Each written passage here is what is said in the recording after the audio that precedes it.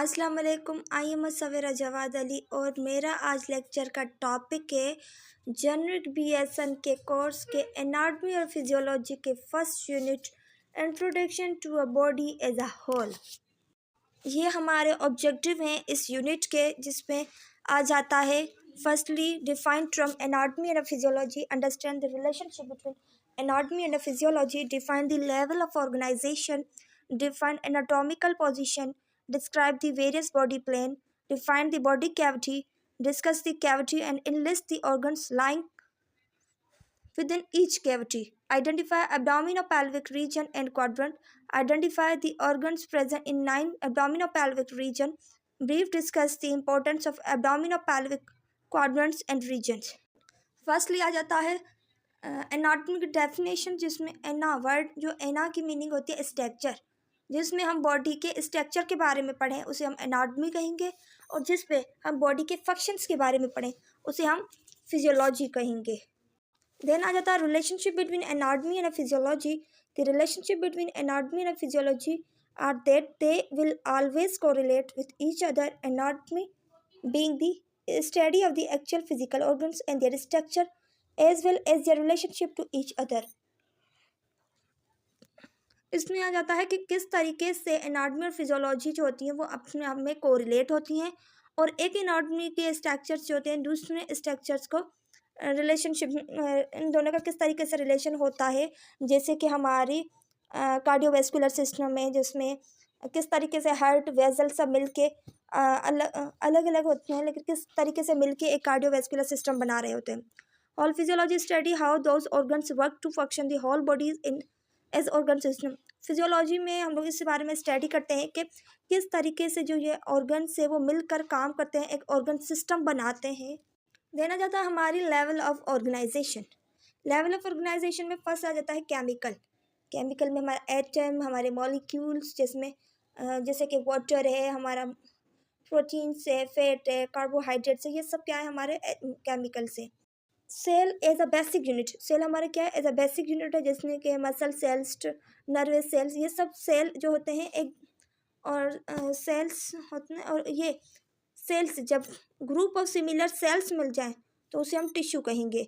जैसे कि muscles tissue है, मतलब कि इसमें एक सेल्स जो सिमिलर सेल्स और उन सब वो एक ही फंक्शन परफॉर्म करें उसे हम टिश्यू कहेंगे, जैसे कि मसल्स टिश्यूज़ वगैरह आ जाते हैं।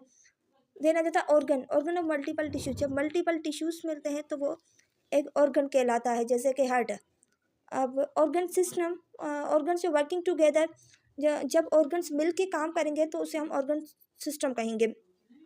जैसे कि कार्डियोवैस्कुलर सिस्टम, जिसमें हमारी कार्डिक का हार्ट आ जाती है और हमारी वेजल्स आ जाती है, ये दोनों मिल के कार्डियोवैस्कुलर सिस्टम परफॉर्म करे। तो डाइजेस्टिव सिस्टम है, जिसमें हमारा माउथ आ जाता है, ओसोफेगस आ जाता है, stomach, small intestine, large intestine, ये सब क्या है, ये सब मिल के एक काम करते हैं, जिसे एक सिस्टम बनाते हैं। और ये ऑर्गेनिज्म इस होल बॉडी, और ये सब मिल के एक होल बॉडी के लिए ही वर्क करते हैं।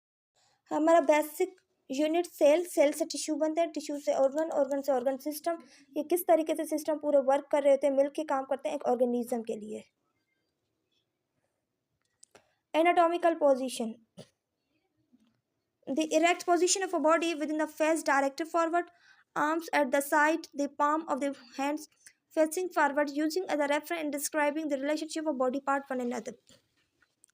बॉडी जब हमारी इरेक्ट, हम सीधे खड़े होंगे तो हमारा फेस जो होता है वो फॉरवर्ड होना चाहिए, और ये आर्म्स जो होती है वो साइड में होनी चाहिए, पाम्स जो हैंड के होते हैं वो फेसिंग फॉरवर्ड, फॉरवर्ड की तरफ होना चाहिए।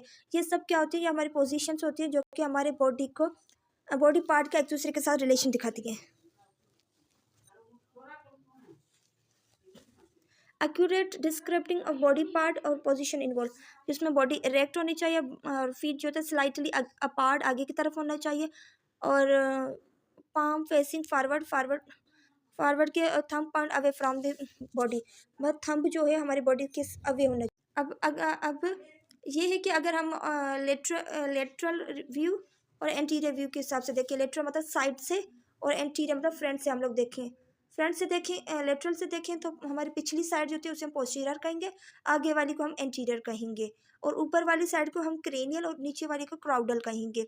ऐसे ही हम लोग अगर एंटीरियर फ्रंट से देखेंगे तो राइट और लेफ्ट हमारी साइड आ जाएंगी, और फिर वहाँ पे मीडियल और लेटरल, मतलब कि जो हमारी सेंट्रल लाइन हमारे बॉडी का जो बीच वाला हिस्सा है उसे हम कहेंगे ये मीडियल है, और उसके जो साइड में आ जाते हैं वो हमारे लेटरल आ जाते हैं, जैसे कि right lateral side, left lateral side, इस तरीके से लेटरल साइड हो जाती है। सही। उसके बाद ये प्रॉक्सिमल डिस्टल, प्रॉक्सिमल मतलब हमारा कोई भी बॉडी का पार्ट जहाँ से स्टार्ट हो रहा उसे हम प्रॉक्सिमल कहेंगे, और जहाँ पे ख़त्म हो उसे हम डिस्टल कहेंगे। कुछ एनाटॉमिकल टर्मिनोलॉजी है, जैसे कि वेंट्रल मीन्स फ्रंट आगे वाली साइड, डॉर्सल बैक वाली side, superior above, inferior below, medial forward line हो जाती है, lateral away from mid line, ipsilateral means same side, contralateral other side, proximal closer to trunk, distal away from trunk. Body plane, anatomical plane is a structure used to construct the body, human body, in order to describe the location of structures or the direction of movement in human anatomy.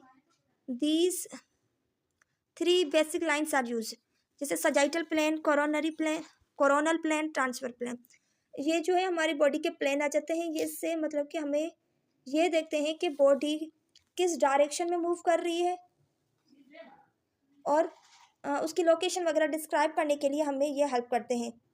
Transfer plane मतलब कि हमारी body को जब हम बीच से काटें, एक superior और इन्फीरियर में, सुपीरियर मतलब ऊपर वाला साइड, इन्फीरियर में नीचे वाला, उसके सेंटर से काटें तो ये इसे हम कहेंगे ये ट्रांसफर लाइन है।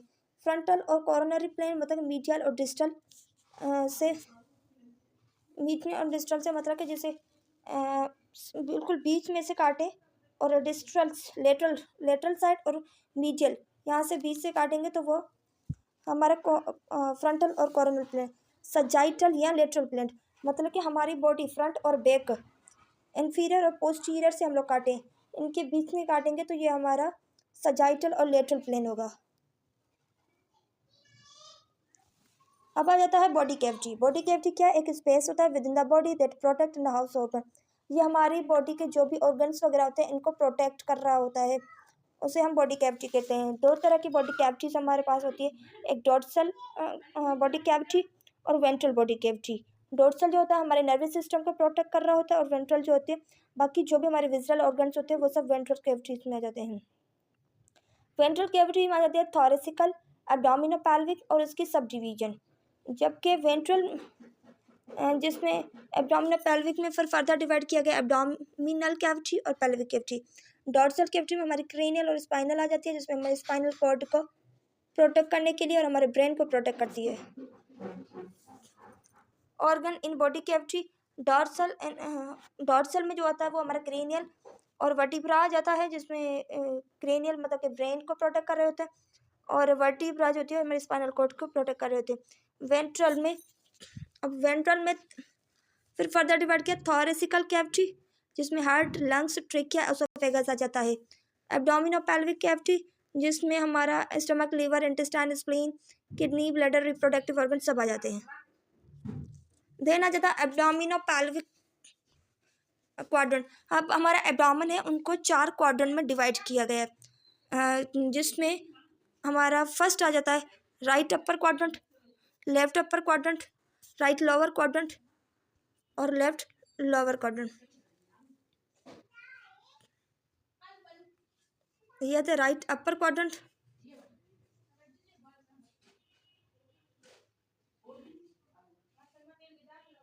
Right upper quadrant, left upper quadrant, right lower quadrant और लेफ्ट लोअर क्वाड्रेंट।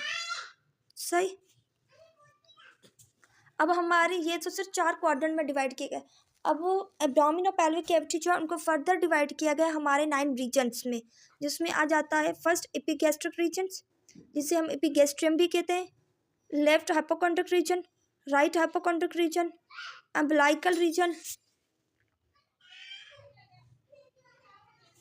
अब हमारी बॉडी वो सिर्फ 4 रीजन क्वाड्रेंट में डिवाइड किया गया। फर्दर स्टडी करने के लिए, हमें डायग्नोस वगैरह किसी डिजीज़ की करने के लिए फिर फर्दर एब्डोमिनोपेल्विक कैविटी को 9 रीजन्स में डिवाइड किया गया, जिसमें फर्स्ट आ जाता है एपिगैस्ट्रिक रीजन, जिसे एपिगैस्ट्रियम भी कहते हैं, left hypochondric region, right hypochondric region, umbilical region, left lumbar region, right lumbar region, hypogastric region, left right iliac और लेफ्ट iliac fusa।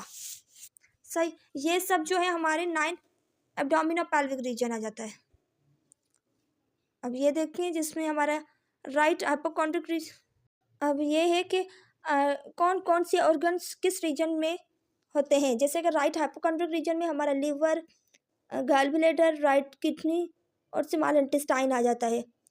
और एपिगैस्ट्रिक रीजन में हमारा stomach, liver, pancreas, duodenum, spleen, adrenal gland आ जाते हैं।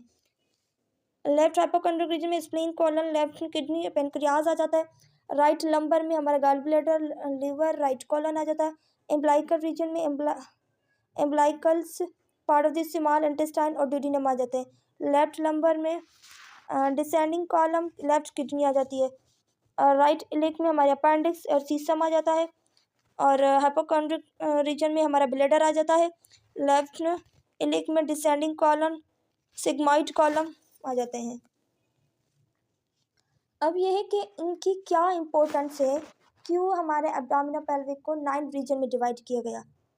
The human abdomen is divided into quadrant and region by anatomist और physician for the purpose of study, diagnosis and treatment. हम जो anatomist थे और फिजिशियंस थे उनका ये पर्पस था कि इनको डिवाइड किया जाए क्वाड्रेंट और रीजन में, ताकि हमें स्टडी, डायग्नोस और ट्रीटमेंट करने में आसानी हो सके। Division for quadrant allow to localisation of pain, ताकि इससे हमें पता चल जाता है कि पेन किस एरिया में है, टेंडरनेस किस एरिया में है, स्कार, लंप और other item of interest nearing into the organ and tissues can be involve. मतलब कोई इसमें भी टेंडरनेस, स्कार, लम्प्स वगैरह